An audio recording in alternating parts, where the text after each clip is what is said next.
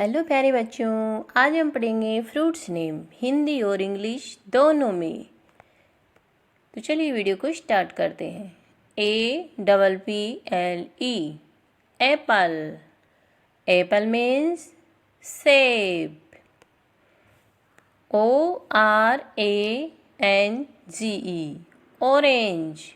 Orange means संतरा।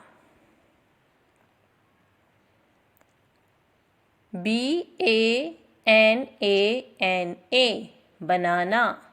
बनाना means केला।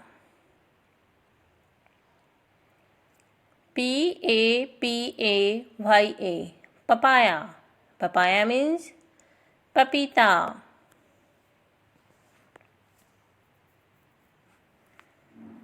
PINEAPPLE pineapple.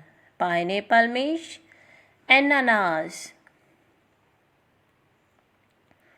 KIWI kiwi.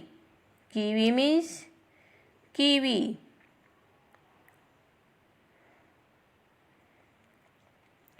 STRAWBERRY strawberry. Strawberry means strawberry.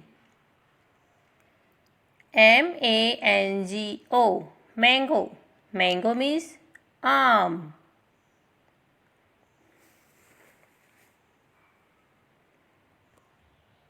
GRAPES grapes.